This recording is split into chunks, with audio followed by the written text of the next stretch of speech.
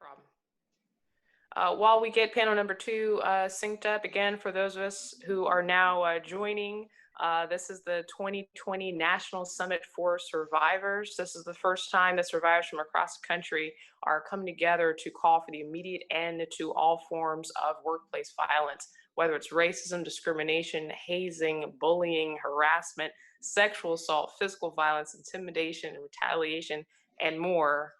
It's time for that to stop. It is harming our society, it is harming our people, it's harming our communities, and we are calling for an end. So we just heard from panel number one, and momentarily we'll be transitioning to panel number two, which is the role of healing and social justice. Okay, we are all set, Kim. Thank you. Wonderful. So I'd like to go ahead and welcome our panelists for number two.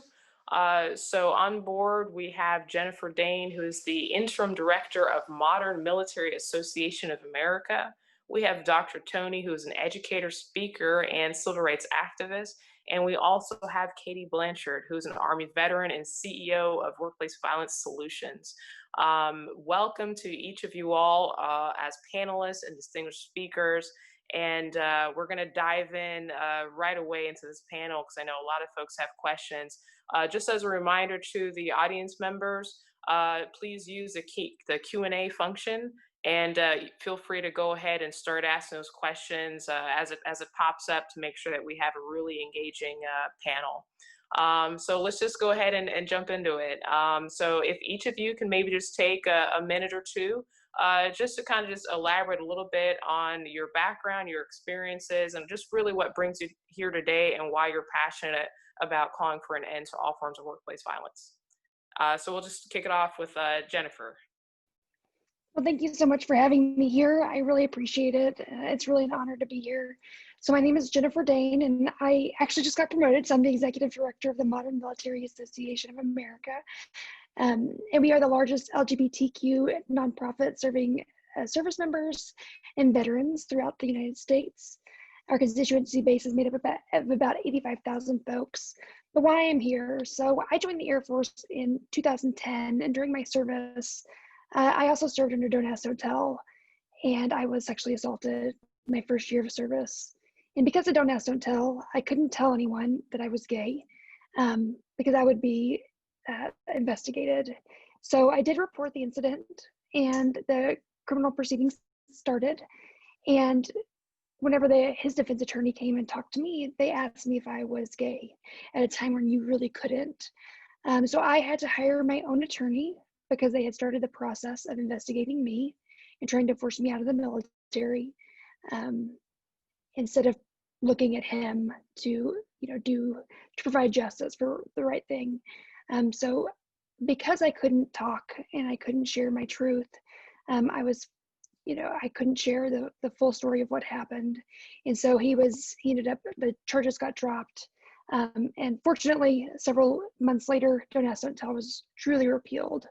But just the stigmatization of not only did I come forward and was not believed as a sexual assault survivor, the stigmatization of a discriminatory policy was probably more dramatic to me than really the act itself, because it was just so much traumatization. So that what brings me here today and into my work even more so is that I really think that the unintended consequences of policy are really important to recognize. And so whenever I look at policy, and if I make policy or try to change it, I make sure that we look at the full circle of what that means. And I just wish that there would have been more consideration in the policy decisions that were, placed on my life, whether they were discriminatory or whenever they were discriminatory. And so that's what brings me to the advocacy space, that I want to make sure that this doesn't happen to anybody else, because especially in the military, 1 in 3 women are sexually assaulted every year, and it's out of control and it needs to change. So that's a little bit about me. Back to you, Kim. Thank you, Jennifer, and congratulations on your promotion. That's certainly welcome news for our community. So congratulations on that, and thank you for sharing a part of your story. And next we can go to Dr. Tanisha Pickney, AKA Dr. Tony. It's so wonderful to have you here. And if you could just elaborate a little bit more about your story and what brings you here. Thank you so much for having me here. This is a phenomenal panel. I got to listen to the first one, and it really just a wealth of information. I am a survivor of intimate partner violence, sexual violence, workplace bullying, and a whole bunch of other stuff. And one of the things that leads me to coming here is really the discussion of the intersectionality of racism and sexism and otherism, just in general, and bullying in a workplace, and how in my situation, which is still ongoing, how it can feel like, especially as a woman of color, that you're being attacked on all sides. And that's what it was really like for me. Even taking panels and being on panels like this, I go through really intense imposter syndrome. Even though my resume is pages and pages and pages long, it's, that constant telling you that you're nothing, that you're nobody, that, where you come from is all you are, and even using the things that you went through against you in order to empower themselves and to disempower me and those like me as a person. So I've dedicated my life even before this as a criminologist to helping victims and survivors, but this is yet another area, and working with as a board member of the National Workplace Bullying Coalition, as a board member with the National Alliance on Mental Illness of Massachusetts, and also the Massachusetts Commission on the Status of Women for Worcester County, just really trying to be in places where we can have these civil but difficult conversations about how workplace bullying is not just about you're not strong enough to handle some little witty and quippy statements, but that you're really being attacked emotionally and psychologically throughout your day and throughout your life, a place where we spend more time sometimes at work than we do with our family and friends, and how traumatic that is. Again, thank you so much for having this summit and allowing me to be on the panel. Absolutely. And as survivors, I certainly want to put into the space this acknowledgement that every time we share a part of our story, we are, processing still, right? And we are human. And so I definitely want to acknowledge that. And I know there's a lot of survivors that are listening and relating to what each of you are, going to go into and explain later. So I just want to acknowledge that it takes tremendous courage to yet, come again and share parts of your story. So Katie, good to see you. I know we've been chatting over the week, and it's good to finally to see you and meet you. And I know part of your story was mentioned at the kickoff with Natalie's introduction. But so welcome, and what brings you here, and what do you want our audience to kind of know about you? First, I wanted to say thank you so much for having me today. It's a pleasure and an honor to be in front of all of you and to be here sharing my voice with you. And so what brings me here is that my background is as a military officer. I was in the Army and I was a nurse. I come from a really long line of nurses and military personnel, both in all branches. And so that was my dream growing up, is to serve our country and to serve those who had served us. And I went into the Army, and my first duty station that I was a supervisor at, I interacted with a person, and I was a supervisor of this person who was bullying me and becoming extremely aggressive. And as time went on, that became a very toxic work environment, and it was allowed to continue. My chain of command allowed it to continue, and I didn't really have a lot of options or places to go through safety nets. Even though I had seen the red flags and asked for help, there just wasn't an infrastructure there to support that. And it really seemed as though nobody had taken the situation serious, even though it was escalating. In 2016, I was set on fire and stabbed by the perpetrator that had been bullying me and causing this workplace violence for over a year. So after 2016, I dedicated myself to preventing workplace violence and what had happened to me happening to other. In the healthcare area, it's 4 times higher rate than any other private industry. And so I kind of started to just dive in and use my background and try to use my voice and my story to be that starting conversation of this happens.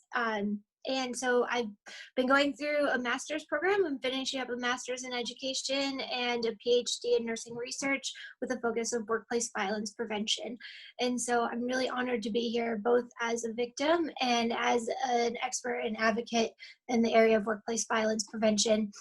Most of my area is the primary prevention of workplace violence, looking at the risk factors and making sure that we address these things early on and that we're not waiting until there is actual acts of bullying and violence, and actually working preventively and ensuring that there's infrastructure in place before it ever gets to that point.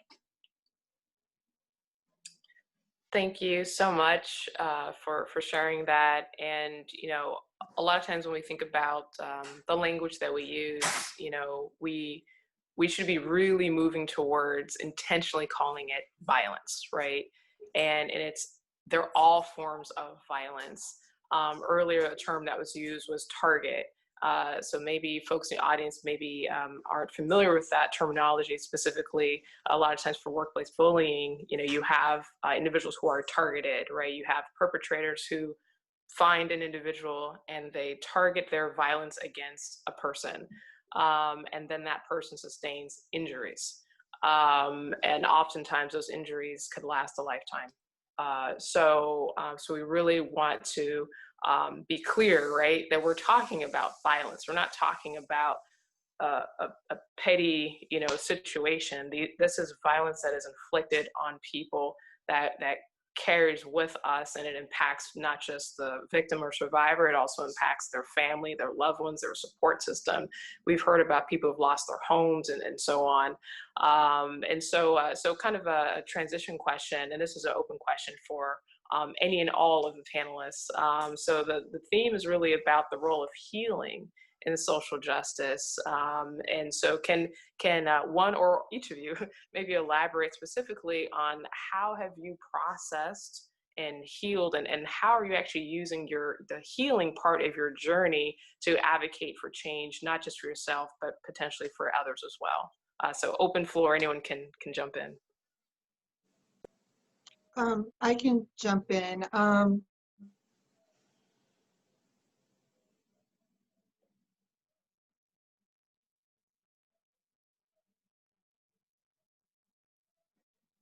Looks like we might have some technical audio.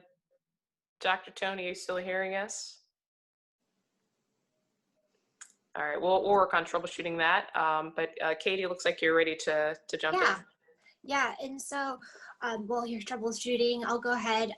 What I've been talking about my experience, it's been 4 years now, and as I move forward, what I've come to feel like is that it never goes away, that the healing process is something that when it's happening, it maybe takes your whole life, and it seems like it's this big black hole of everything is around this trauma and the situation, and then as you go through it, you carry that with you, but you find areas to fill that gap again for your whole world not to be that trauma.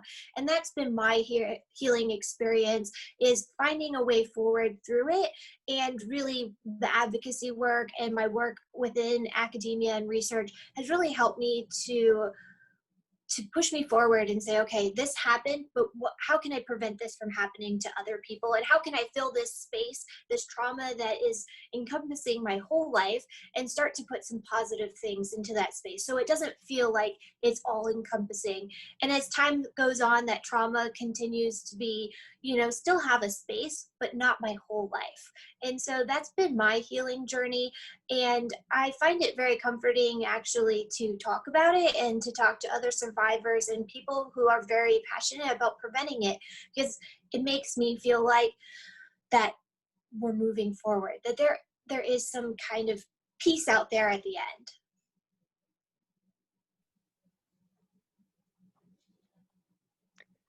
I'll share as well. So for me, I'm very similar to Katie. I think that sharing the story has been the most healing process of it all. Because I mean, it's taken lots of counseling, and for me, I even filed a claim with the VA and was denied 3 times. And finally, after many years, was awarded, compensation, disability compensation. So I think for me is, I tell my story, but I also am very cognizant of the fact that, even the money that I get from the VA, it's a constant struggle about, the re-traumatization, but also realizing that there's healing in that too. Although it's not so much justice per se, it's just a reminder that, the process is continual for me at least, and that I go and talk to a counselor about it and, do advocacy work just because, I have the privilege to speak on it and I have a platform, and not many, or not a lot of people don't, either can't speak about it or, just don't have a voice. And so just being able to share my voice hopefully gives a place for others to share theirs as well.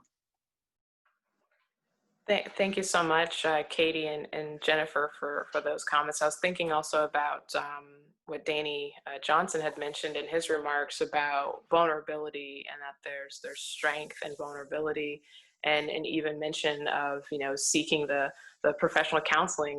There's still a stigma a lot of times to even seek the help that we need. So definitely those comments that you both mentioned are resonating, I'm sure, with a lot of our participants. I see that Dr. Pinkney is back on the line. You were in mid-sentence and then it cut off, so welcome back. And so feel free to just pick up where you left off, which was after your first word. Thank you so much. I'm sorry, my phone decided to do an update at the last minute. But I just wanted to say, for me, and I definitely embrace the term workplace violence, more so than even bullying, because it encompasses more that I went through. And for me, my background is in criminal justice and criminology, as well as accounting and fraud and other things like that. But for me, looking at the types of domestic violence that there are and matching that with the experiences that I actually went through in the workplace, really, actually, it should have done the opposite of disempowering me, but it empowered me because it gave me legitimacy. It made me feel like this is a real thing, like criminologically, human justice wise, criminal justice wise, social justice wise, this is a real thing that I endured, and it's not just in my head. I remember going from person to person asking, look, this is what I'm experiencing. People are really, I feel attacked all day long. This feels no different than the things that my ex-husband used to say to me.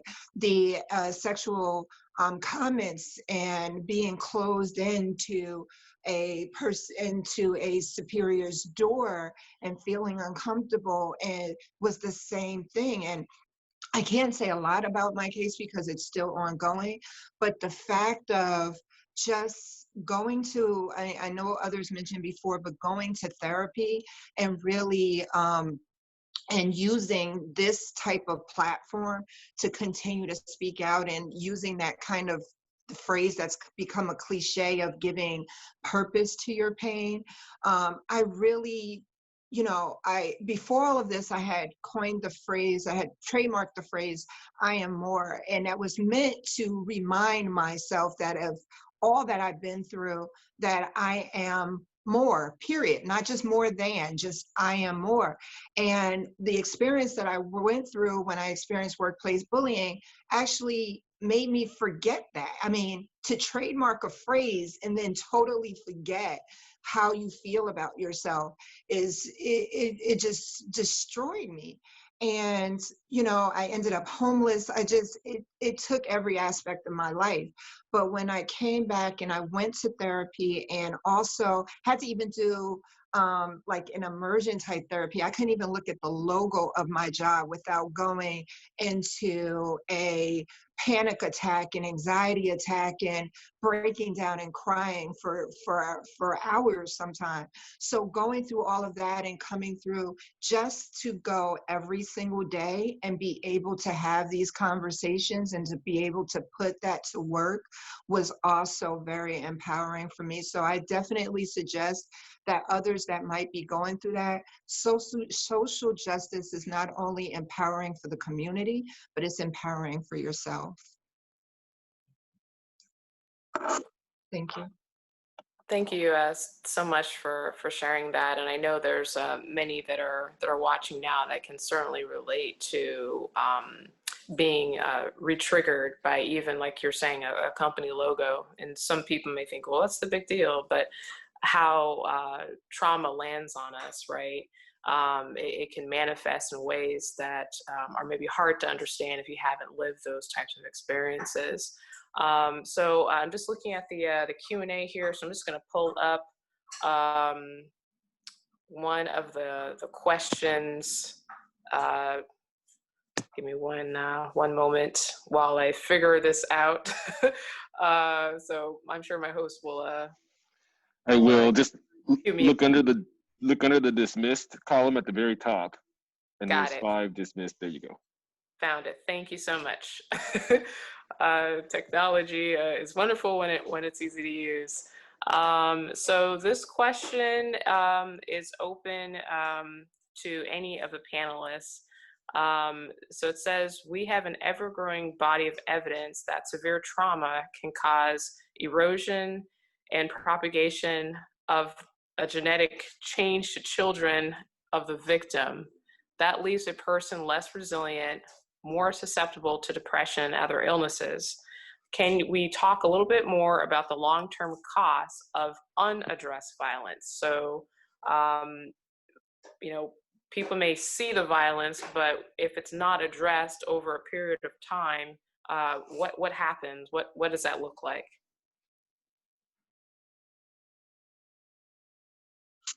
Oh, go ahead, Katie. No, it's okay. You can go ahead first. Thank you. As this is an area that's dear to my heart because of the domestic violence arena and how trauma and even offending is part of that cycle of violence that's passed on not only genetically but psychologically from generation to generation. And for me, it affected and infected my kids directly because they had experienced what we went through as survivors of domestic violence, and then to go and see me work hard to get out of that and to educate myself and to grow in the workforce, and then to go through it and hear those same things again.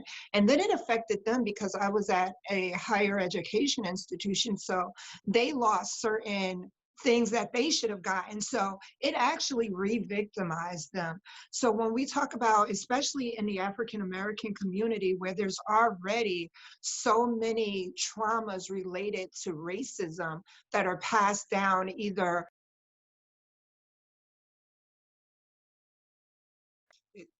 it kicked me out again. Okay.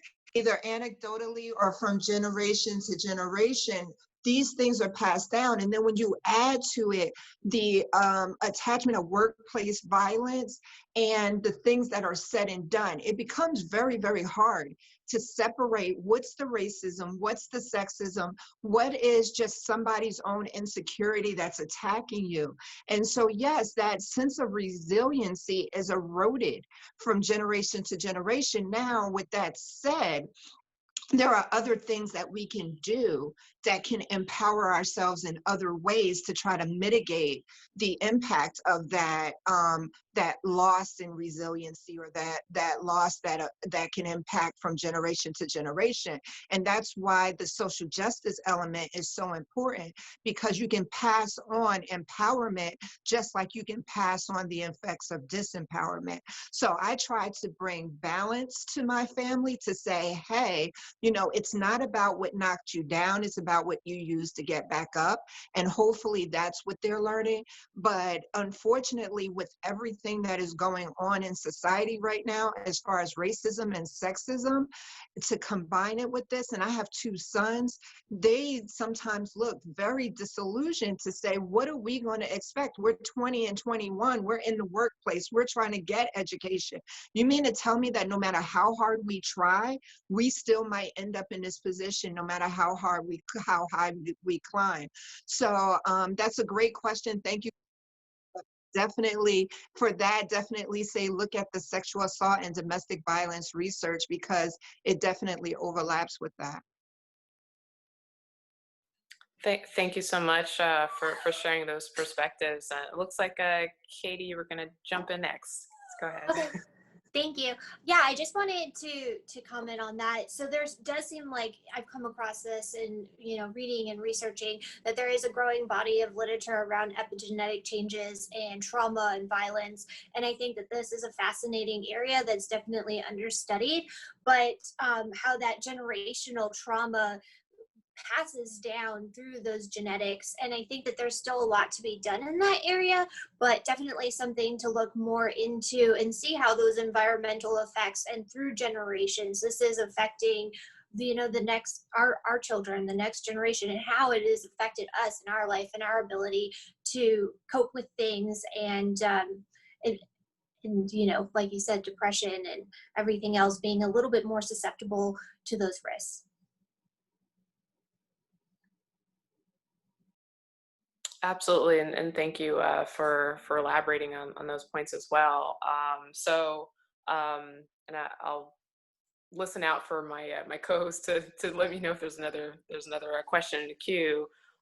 So I want to talk a little bit more about kind of what are your perspectives on, because I know obviously today we're coming together to eliminate all forms of workplace violence, and not everyone has experienced, every single type, right? So maybe some people experience one type, two types, the intersection of types. So, and this is an open question for any panelists, but can you talk a little bit more about just the intersection of some of these types of traumas, and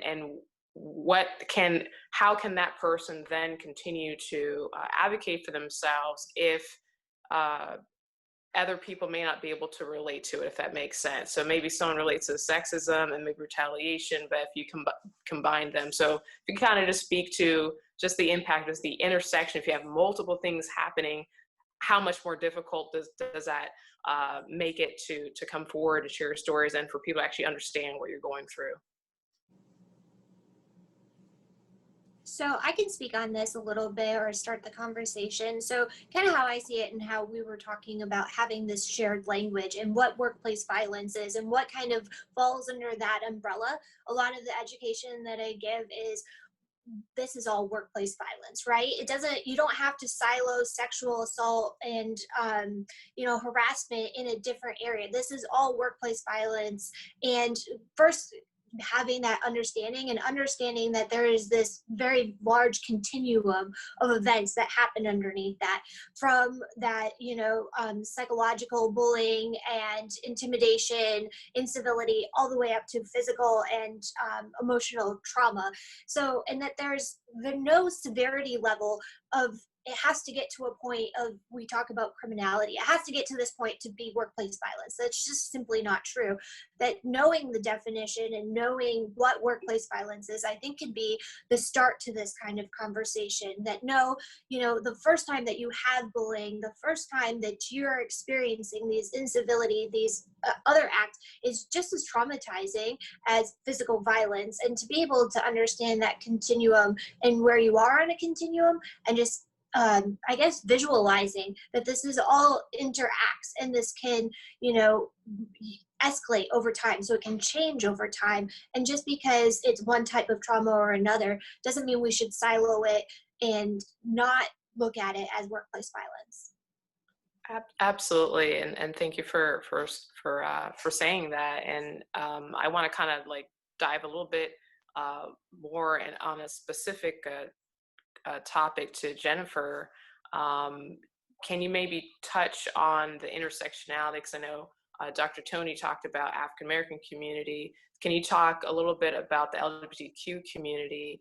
And I know there are statistics on high rates of bullying, sexual assault, and so on, just even within the LGBTQ community. So maybe if you can elaborate a little bit more on that and how uh, respective policies, transgender ban, and so on is contributing to this type of violence. Yeah, absolutely. Like, so my intersection comes with, you know, being a sexual violence survivor and also being LGBTQ and also a woman. So there's all these intersectionalities that align upon one upon the other. And definitely during the time that I served, it was during Don't Ask, Don't Tell. So not only could I not tell anybody, it was like if I came out, it was really against the Uniform Code of Military Justice. So having like the perpetuation of trying to be like live the core values of the Air Force and really not being able to do that authentically was really traumatic.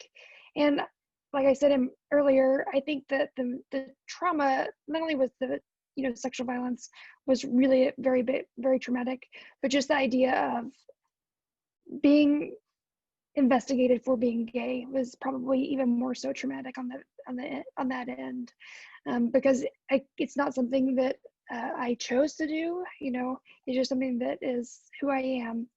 And because of that, some of the things that have happened is we know that 115,000 folks were discharged dishonorably, which means at least that the VA, you don't have any access to any care, which leaves a lot of these veterans, you know, not having anything.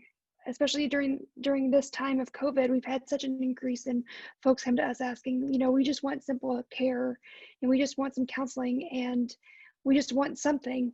And because of the discrimination that doesn't happen, that hasn't been able to happen, because those discharges aren't getting upgraded currently. I mean, we're working to do that legislatively, but they're not. They're happening like one at a time.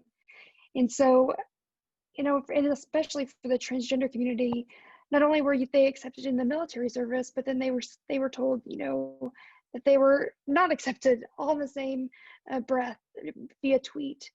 And you know, just the pain that goes through, that they are othered again is, you know, terrible. And they're underemployed and underserved in so many arenas.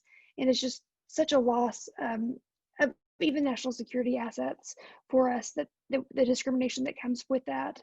And so we have been, our organization's been working with the VA to try to get some, you know, recognize that there are, you know, these communities that suffer great distress from not only Don't Ask, Don't Tell, but whether it be, you know, violence in the workplace, bullying, harassment,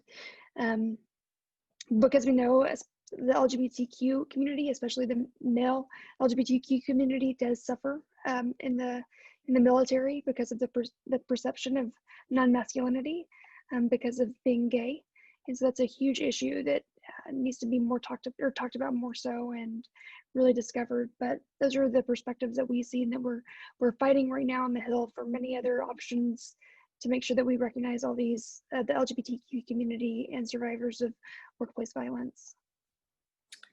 Thank you so much for sharing those perspectives. And there's definitely this theme of, you know, on the one hand, we're advocating to change laws and policies, and then you also have laws and policies that have been causing the harm, right? So it's kind of this constant cycle, and that's really where social justice comes in. You know, we're never done fighting, right? There's, and I know Vanessa in her remarks, she talked about, you know, the bill that she introduced and some of the language was stripped away. So it was progress, but it wasn't the full, you know, the full goal that she was seeking, which would have helped the Guillen family. So, you know, it's this constant push. So we do have a question. This is a question that's open to any of the panelists. and then we'll wrap up the panel. So the question is, does anyone on the panel have experience participating in systems such as restorative practices that worked better for you than the current systems that are failing survivors? So this is an open question for any of the panelists. So have we seen practices that are better suited than others with respect to helping survivors? I haven't yet. Most of the practices that I've seen and they are very geared toward the power and control element of it. It's very hard. I'm a very pro restorative justice, but it does require that the offending party acknowledge the pain that they've caused. And a lot of times, from what I've seen, because of the civil element, whether there's a lawsuit that could come from it or is pending, or because of any types of pressures or shame that could be involved for either the organization or the offending party. I just haven't seen anything yet that really supports the victim in workplace violence situations the way that I've seen it in other criminal justice, or working with someone who wants to try to develop or think of ways, but I just haven't come across it yet. Again, it really feeds into, for me, the power and control element that, especially when it comes to the intersectionality. Without a doubt. And oftentimes, I know there's a lot of survivors that have contacted me over the years, and a lot of times they don't even get the acknowledgement, right?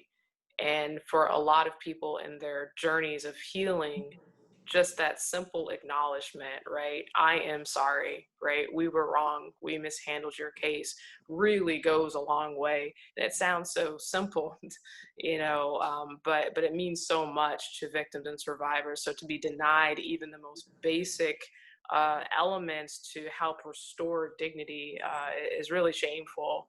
And so hopefully the person who posed that question, feel free to ping us at National Summit for Survivors. I would like to work with you and help get you connected to the panelists to really unpack restorative practices and what they can really do for our community. So thank you very much for that question.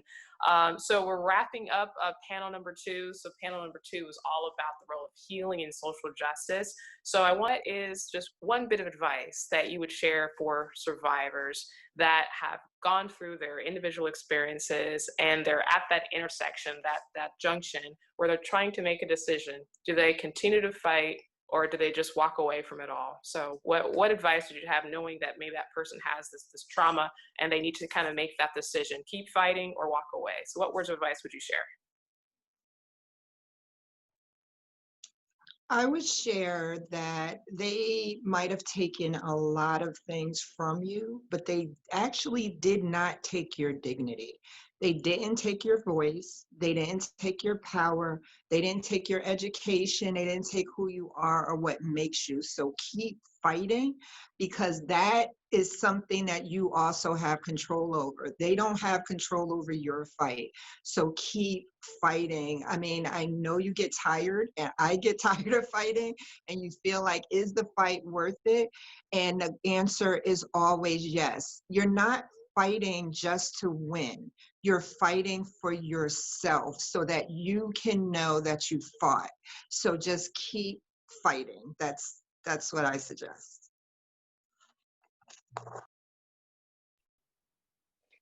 I would also say keep fighting, but if you need to take a break, then allow yourself to do that. It's okay to step away whenever it gets overwhelming and take care of yourself before it gets too much. But there's somebody out there that needs to hear your story and needs to be the person you look up to, or be the voice of that. And if you have opportunities to step aside and let others share their story, I think that's even more important. So that's what I would share.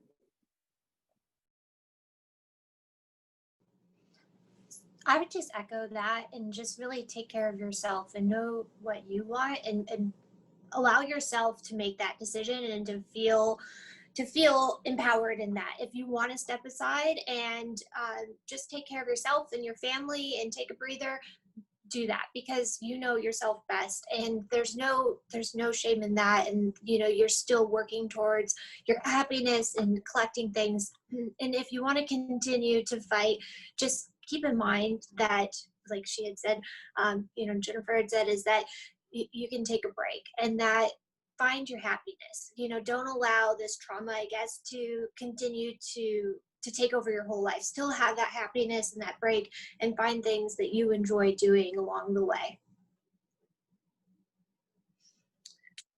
Thank you so much to each of you for not only just those words of wisdom, but also just, again, taking time to share parts of your story.